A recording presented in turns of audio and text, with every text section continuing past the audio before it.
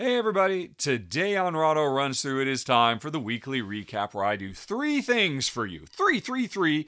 I am going to tell you about all the videos that went up on the channel over the last week in case you missed them. There was some good stuff. I'm going to be telling you about videos that went up on other people's channels that I think are excellent. If you're like me and you love board games, you'll want to see some of these videos. And then finally, I'm going to tell you about a bunch of new games that I discovered in all of my weekly research. And I guarantee several of these games you will have never heard about, and maybe a few of them you'll be excited about after I tell you about them.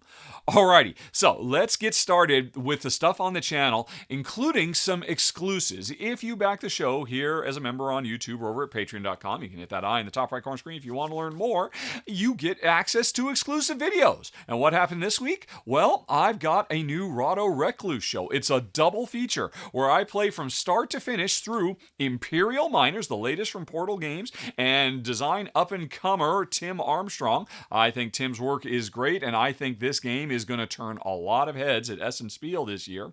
And then the second half of the double feature was Leaf, which is a very cool and quirky tile laying game where we're not putting together hexes or normal square tiles. We're putting together leaves and trying to get all their tips to touch to trigger all kinds of cool combo strings. Neat game, really unique, and those are available as a thank you for folks who help keep Rahdo running. But that's not all, folks. You can also check out the latest video version of the Rahdo Talks Through podcast. Of course, anybody can listen to the podcast at podcast.rahdo.com or Apple iTunes or whatever your preferred podcast outlet is. But if you would like to watch me and Jen talk about tons of topics, well, I put the video up as an exclusive for backers as another way of saying thank you. It's available to backers of all levels.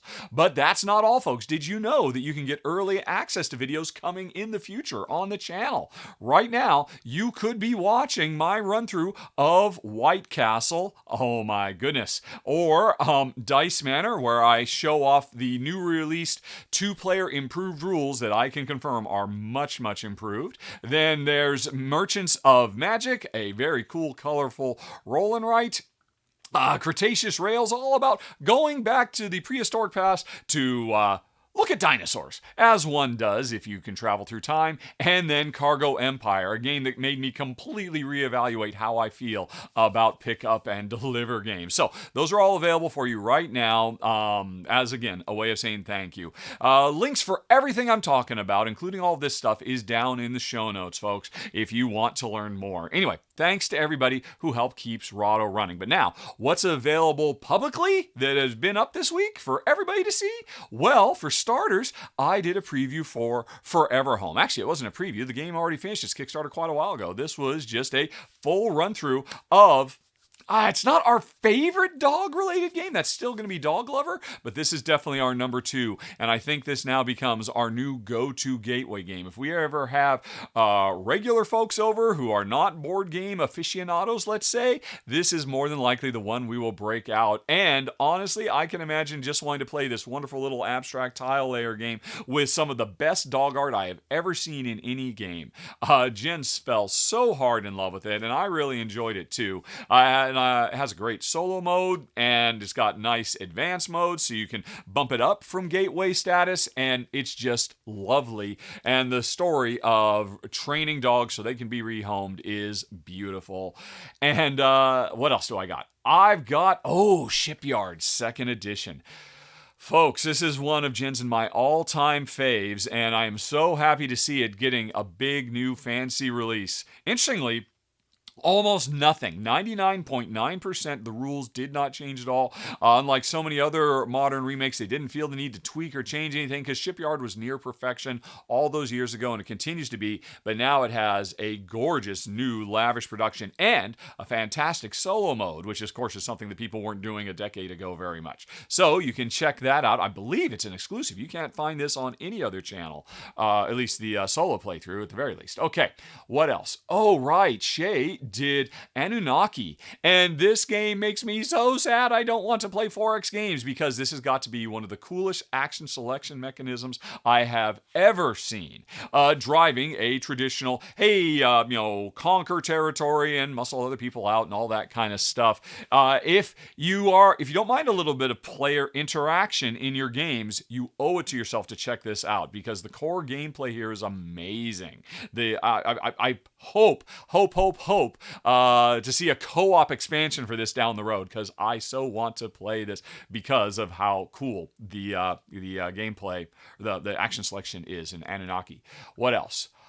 Kimberly did a run through for Amritsar, the Golden Temple, which Jen and I have actually played this, and we're very, very impressed. In a nutshell, what makes this game special, all about the building of the Golden Temple in India, is that you have a traditional Mancala mechanism surrounded by a traditional rondel mechanism, and you're trying to keep the two in sync with each other, and it is freaking brilliant. One of the heavier games of the year, and I think people are going to be very, very impressed when they start getting their hands on Amritsar, and you can watch Kimberly demonstrate what makes it so cool right now. And Chris Ruel and I did the latest R&R show, where we did our top 12 must-have games from Essen Spiel. And I guarantee you, my list was kind of somewhat predictable, I think, but some of their choices you are not going to see on anybody else's list, and they definitely convinced me of their choices. There are now a lot of top games of Essen floating around. I'm going to mention one a little bit later in this very show, but if you'd like to hear my top 4, Chris's top 4, and Ruel's top 4, you know where to go. Plus, there was a lot of fun had in the extended edition of the show, as always. Okay. And I did another Q&A, which I was very, very intrigued by the questions that were asked this time. How to deal with frustration in co-op games.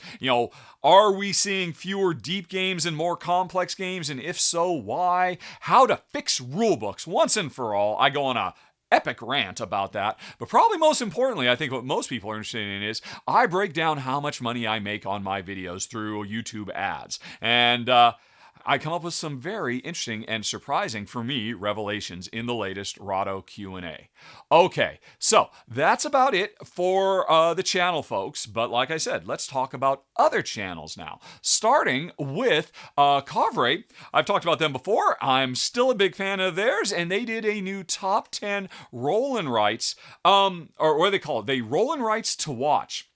And the interesting thing is, what they could have said is recent roll-in rights if they wanted to go heavy into alliteration, because they're just talking about a bunch of new roll-in rights that have come out or are coming out in the last few months or in the next few months. And I was surprised. I like to think I'm on top of everything, but they were showing me roll-in rights I didn't know about and convincing me that I needed to play them. And they are just so much fun to watch, these two. I had a great time, and if you watch, I think, like me, you will quickly become a subscriber to Kavre, because they are just so much fun to talk about. What did they talk about? Let's say, I like this kind of too, that they didn't just come right out and say the names, but they also didn't do just like 10, 9, 8, 7, 6, 5, 4, 3, 2. They actually came up with fun hints. Delightful gardening, meow meow, race to explore, a saga, Tetris-like, legacy roll-in ride, transit in Paris and Rome, live your life. And they did a great job, as always. Very fun, entertaining. Okay, what else? Oh, Becca Scott. She is so cruel to me, because I thought I had sworn off escape room style games. And then she comes along and shows us what makes Star Trek Cryptic, which is an escape room set on 3 different Starfleet ships, so cool, without spoiling anything about the actual gameplay and the puzzles and the surprise and the twists and all of that. She does basically a bit of an unboxing and then introduces us to the core overriding gameplay mechanisms of it and shows us some of the components and makes me want to have this game so much.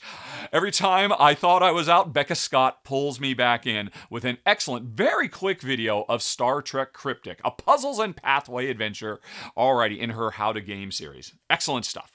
Alrighty, what else? Oh, right.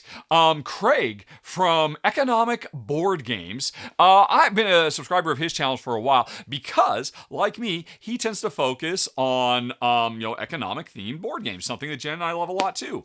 And he did an Essen Spiel list. I mean, there are so many of them now, but few of them tell me something I don't already know. Craig did. I mean, granted, I knew about some of these games. I'd played some of these games, but he made me reevaluate my stance on some of them through his research and his laser-like focus on games that are all about, heavy economic simulations in a Euro format. And Craig, my only complaint, if you somehow see this, buddy, you were so close. You spent all the time putting in all the timestamps for all the games, although you didn't come up with the name of the games, which, don't be coy, man. But you have to start this with at 0:00 intro, because if you don't do the 0:00, none of that translates into allowing me to skip around and look at the different games. Greg, you're so close. But anyway, great video. Probably my favorite I've seen so far of the various Essen Spiels, other than, of course, the R&R show, which I appeared in. Let's see, what else have we got? Oh, man. Tia from Tigokjo. She did another episode of a recurring series she's been doing for a while called Disappointing Games, where she just very quickly talks about games that she's not saying are bad, and I can confirm. Some of these games are good to great, but she just talks about why she was let down, having to do with what her expectations were or what she was looking for in a game and how it gave her something else. So I find that she has a very nice, positive, and constructive criticism approach to critiquing these games rather than just ripping apart. But what's even better, if you end up intrigued by the game she's talking about and you think, well, yeah, the reason you don't like them, I might not like them either. I love the fact that after she talks about them, she then gives recommendations for other games that would scratch the itch that these particular games didn't do for her. Now, I don't necessarily agree with all of her choices, like the one right here on the screen. Gee, you're crazy. This is fantastic. But you still made a good argument that I totally grokked as to why it didn't work for you. And I totally agreed with your recommendations.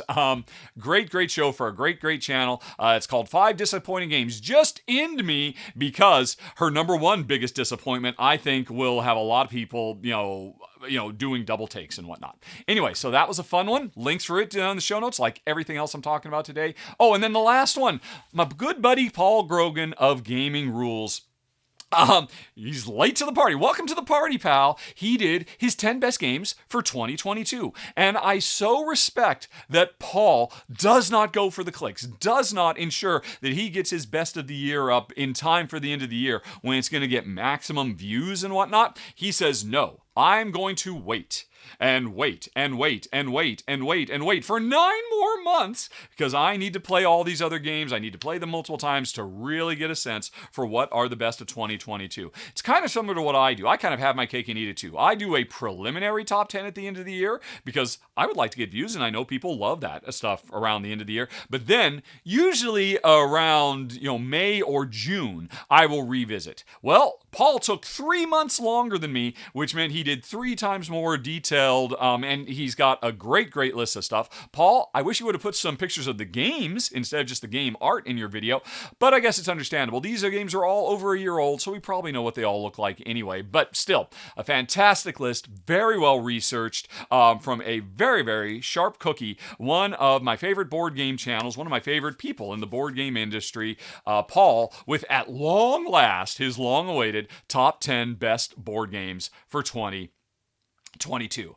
Okay, folks, so that was it for videos. Hopefully that was fun, but we're not done with games because now I'm going to do a countdown of 1, 2, 3, 4, 5, 6 new games that I think you might want to learn more about. Maybe even go to Board Game Geek and subscribe to them like I did because they all look pretty cool. What are they? Well, in countdown format, number 6 on the list is The Great Harbor. From, you need to be watching for this Italian publisher, Acrona Games. I have been definitely impressed by their stuff. I thought Pest was great. More recently, I did Philharmonics. I thought that was fantastic, as did Jen.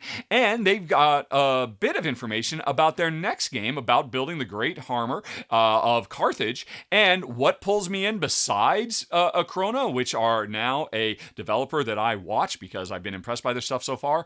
Oh, it's dice worker placement. I love me some dice worker placement. Unfortunately, I think there's no images yet other than the very pretty looking box cover, but their other games have had really nice production values. But a crunchy, meaty dice worker placement game about building the Great Harbor of Carthage, that sounds like catnip to me, and I am optimistic for the Great Harbor. Then, they're not done yet, folks. They've also got information about another game, building the greatest Roman city in tile placement board game, Magna Roma. And this one looks very, very cool to me, and it does have a bunch of images, and it is all about tile laying, trying to match the symbols of your tiles on the corners so that you can unlock different meeples that you can use to spread around the city. And I really like the idea that different tiles have different shapes. I can match a circle tile to another circle tile, and that will generate one type of person, but if I match a circle to a triangle, that will produce a different type of person. And so I think this goes a bit above and beyond. Let's see, I think there were some more cool pictures of the game a little bit later on. It was a bit above and beyond the normal tiling of just trying to get the right tiles next to each other, but getting these different shape matches to get the types of people I need. And then also using those people to trigger different stuff, like being able to build big monuments all over the place as well that can house those people and whatnot. Again, folks, the publisher is great. I love tile laying. I especially love tile laying that really kind of comes at it from a different angle. So I am definitely intrigued by Magna Roma, which I've already added to my wish list. I realized I didn't subscribe. I have subscribed to it now as well. Did I subscribe to Great Harbor? I want to make sure, because this is how, folks, you keep up with games. You go to Board Game, you find them, you subscribe to them, and then you just use your notifications, and you'll find out new things about them as they come to light. Anyway, though, number 4. Spaceship Unity Season 1.2. I love the idea of Spaceship Unity. I never got a chance to play it, but apparently it did well enough that it's getting an expansion, and that's fantastic. What is this game? It is basically a science fiction cooperative. We're trying to make sure our ship makes it and finishes the mission, our spaceship, Star Trek style, but all of the gameplay comes from not moving pieces around on a board, but using your entire home as a spaceship. And it's so full of really cool, clever, outside-of-the-box ideas. And I've never gotten a chance to play it. I definitely want to play it, and I hope to get a chance to, especially since it seemed to get enough attention that it's got an expansion coming. So that makes me very, very excited. At some point in my life, I will get a chance to play Spaceship Unity, and heck, maybe it'll be Season 1.2. Alrighty. So, what about number 3 on the list? Millennia. This is actually a game that's crowdfunding on Kickstarter right now, and it looks fantastic. And I want to mention it for a couple of reasons. One, hardly a week goes by, almost hardly a day goes by, that I don't see people in the board game sphere complaining endlessly about, all board games are now are endless, big, bloated monstrosity, $300+ things that are incomplete and half-baked and blah, blah, blah. And I keep saying, that's wrong. That's a very, very tiny, tiny minority of the games that run on Kickstarter. Millennia represents what the vast majority of games are that you can get excited and back, and I'm excited for this. This is a civilization building game that you can get for like $30. That's it. That's what you see if you look beyond the headlines and beyond the hype. There's so many cool games. But anyway, I'm excited for this one because it's on Kickstarter. So there are several different videos about it. And okay. I'm particularly interested because once you play a card to your civilization, it's going to give you some type of power, but only for a certain amount of time. Because, like, true technological breakthroughs, over time, they get obsolete and get replaced with other things. So I love this kind of idea of an engine building game that goes in fits and spurts. Oh, I got these things, but sooner or later, they're going to break down, and I need to be setting up my next generation of things that I can leverage. That all sounds very, very cool. It seems like it also has a very Care Bear-friendly approach to warfare, very similar to the original Seven Wonders, which I'm very excited about as well. So I am loving Millennia. And I cannot wait to learn more about it. That was number 3. Now, number 2 is an odd one, The Way to Juliet. When I first read about the description of this is a 2-player cooperative game where we are not Romeo and Juliet. We are the other characters from the play trying to help ensure that the two of them can have their fated meeting at the balcony. And so Romeo is trying to get through a maze of the guards. What is it? Capulet? Romeo is Montague? No, Romeo Capulet? Romeo Montague? I don't remember. Anyway, he's trying to get through the guards. One player knows where the guards are. One player knows how Romeo can move. And the 2 players have to work together. One person trying to advise Romeo, moving blind, trusting that the other player will get the guards out of the way by sliding them around. It's kind of a sliding puzzle kind of thing to try to get over to Juliet before time runs out. And I think that sounds fantastic. I'm really, really intrigued by this. I love imperfect communication co-ops. I think this sounds like a really charming little game. Plus, the art style is charming too because, they're all little doggies. They're anthropomorphized dogs. So that's nice. The other thing that I thought was really fascinating about this game has to do with the democratization of game development that I love we're seeing. Because a lot of people are now just making their designs and putting them out as print and plays, especially roll and writes. But some people, like Vasily Runitsky, he put his game on Tabletopia. And everything, if what I just talked about sounds interesting to you folks, you could be playing this right now for free on Tabletopia. Because all you gotta do is just create an account if you haven't already and fire it up and get somebody else on another computer and the 2 of you can play this game. And I look forward to playing this with Jen for free right now. And I think more folks should be using tools like this so they can get their game up and at 'em so that you could then demo it for publishers and get them involved, because I think this game sounds really, really cool. And I am definitely looking forward to giving it a go. My number 2, The Way to Juliet. And I'll put the link down in the show notes for the actual Tabletopia page so you could try it out for yourself right now and let me know in the comments what you think of the game. Alrighty, folks, but there's a number 1. There can be only one, and my most anticipated new game I learned about is Port Royal, the dice game. Push your luck in this new spin-off from the popular game Port Royal. And yeah, a new Alexander Pfister game? Of course I'm there, folks. I'm very, very intrigued by this. Although I have to admit, at first I assumed, Port Royal was already a push your luck card game. It's just going to replace cards or dice with cards, and I kind of know what this is going to be. Am I really that excited? But then I looked at the back of the, unfortunately, only in German box and said, this looks nothing like Port Royal. There's a map of the Caribbean now, and looks like we're pushing luck in a completely different way. And I suspect probably, it looks like it's a roll and write as well. So, Port Royal, the roll and write. I can't say for sure because I'm not going to spend the time trying to dig back into the recesses of my high school level German to read the back of this box. But again, it's an Alexander Pfister game doing a roll and write on one of his most beloved smaller games. Makes me very, very excited for my number 1 most anticipated game I discovered this week, Port Royal, the dice game.